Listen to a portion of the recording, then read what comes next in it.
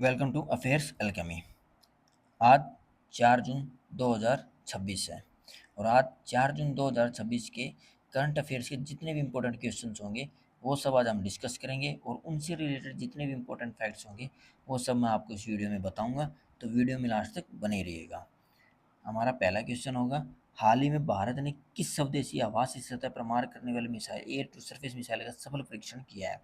Option A Astra MK1, option B BrahMos, option C Rudram two, option D Akash NG। तो इसका सही answer होगा ऑप्शन सी रुद्रम टू।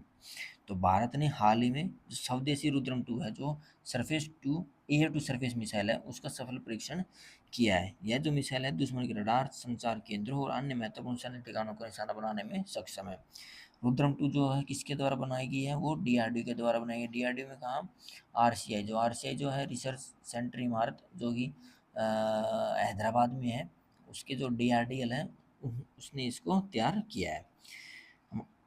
और यह जो मिसाइल है भारतीय वायुसेना की मारक क्षमता और आत्मनिर्भरता रक्षा प्रणाली को मजबूत करेगा। तो याद रखना, अभी हाल ही में जो स्वदेशी जो एयर टू सरफेस मिसाइल जिसका अभी सफल परीक्षण किया गया है, उसका क्या नाम है? उसका नाम है रुद्रम टू। हमारा अगला क्वेश्चन है, विश्व साइकिल दिवस, वर्ल्ड बाईसाइकिल डे प्रतिवर्ष कब मनाया जाता है? ऑप्शन ए 1 जून, ऑप्शन बी 2 जून, ऑप्शन सी 3 जून, ऑप्शन डी 5 जून। तो इसका सही आंसर होगा ऑप्शन सी 3 जून। तो हर साल 3 जून को विश्व बाईसाइकिल दिवस मनाया जाता है। तो इस दिवस का उद्देश्य साइकिल को एक सरल, किफायती, परिवहन अनुकूल एवं स्वास्थ्यवर्धक परिवहन साधन के रूप में बढ़ावा देना है। साइकिल के उपयोग से प्रदूषण कम होता है तथा लोगों का शारीरिक स्वास्थ्य बेहतर होता है। संयुक्त राष्ट्र महासभा ने 2018 में 3 जून को वैश्विक साइकिल दिवस के रूप में घोषित किया था। तो वर्ल्ड बाईसाइकिल डे हर वर्ष कब मनाया जाता है? वो मनाया जाता है 3 जून को।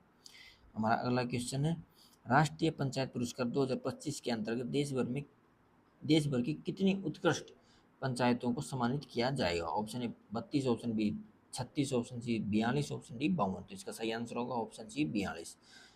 तो याद रखना, पंचायती राज मंत्रालय द्वारा राष्ट्रीय पंचायत पुरस्कार 2025 के अंतर्गत देश भर की 42 जो उत्कृष्ट पंचायत हैं उनको सम्मानित सम्मानित किया जाएगा। इन पुरस्कारों का उद्देश्य क्या है कि जो लोकल गवर्नमेंट है, स्थानीय जो शासन है, उसमें उसको और अच्छा करना, उसको और प्रोत्साहन देना कि वो अपना काम और अच्छे से करें।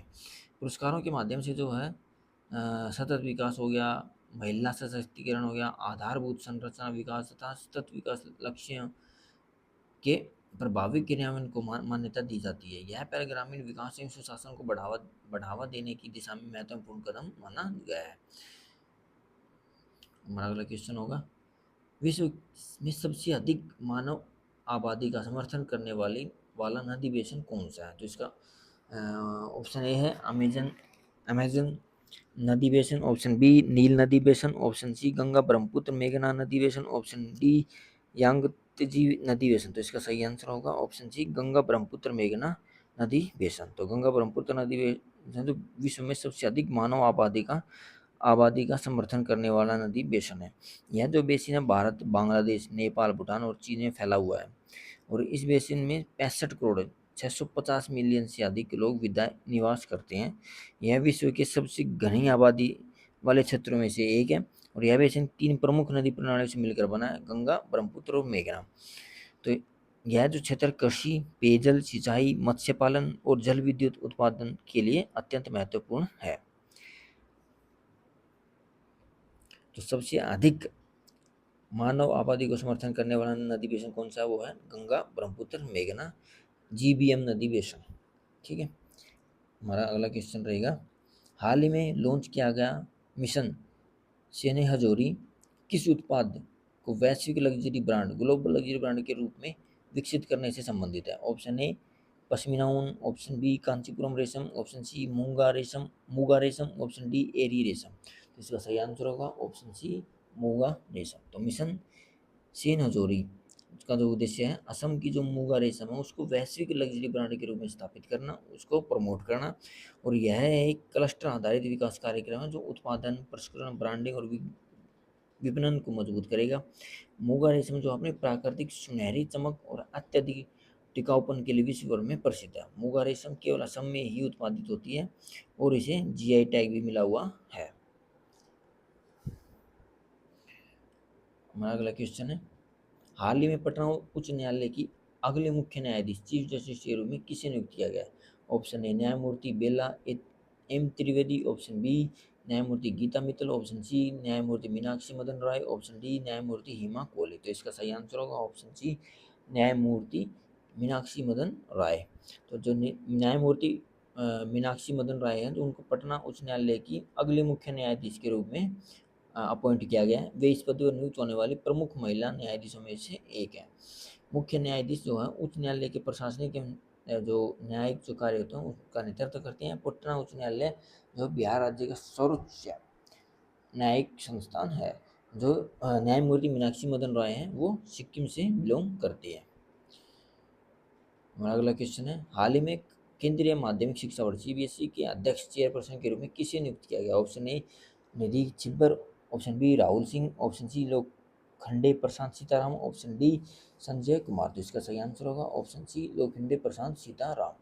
जो लोखंडे प्रशांत सीताराम है उनको केंद्रीय माध्यमिक शिक्षा बोर्ड का नया अध्यक्ष नियुक्त किया गया है। सीबीएसई जो है भारत का प्रमुख राष्ट्रीय शिक्षा बोर्ड है जो विद्यालय शिक्षा एवं परीक्षाओं का संचालन करता है। सीबीएसई देश और विदेश के हजारों संबद्ध विद्यालयों का नियमन करता है। अध्यक्ष के रूप में वे बोर्ड की नीतियों, परीक्षाओं तथा शैक्षिक सुधारों जो हैं उनसे संबंधित कार्यों का नेतृत्व करेंगे।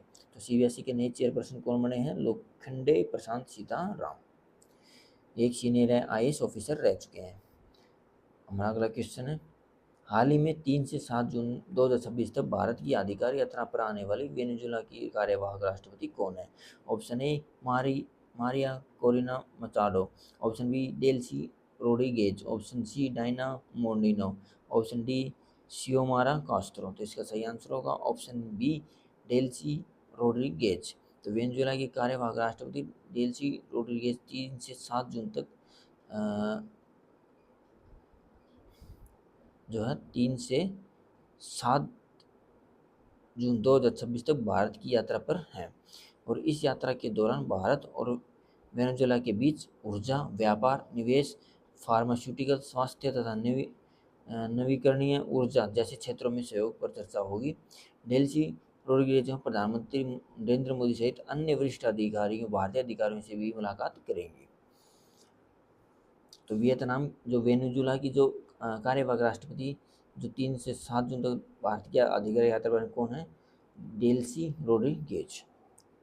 हमारा अगला क्वेश्चन, हाल ही में कर्नाटक के 18वें मुख्यमंत्री के रूप में किसने शपथ ग्रहण की है? Option A Basavaraj Bommai, option B Siddaramaiah, option C D K Shivakumar, option D H D Kumaraswamy. तो इसका सही आंसर होगा option C D K Shiv Kumar. तो डी के शिव कुमार ने जो हाल ही में कर्नाटक के 18वें मुख्यमंत्री के रूप में शपथ ग्रहण की है। वे कर्नाटक की राजधानी के प्रमुख नेताओं में से एक है। मुख्यमंत्री के रूप में वे राज्य प्रशासन, नीतिगत निर्णयों और विकास कार्यों का नेतृत्व करेंगे। तो कर्नाटक के नए मुख्यमंत्री के रूप में किसने शपथ ली है? वो ली है डी के शिव कुमार ने।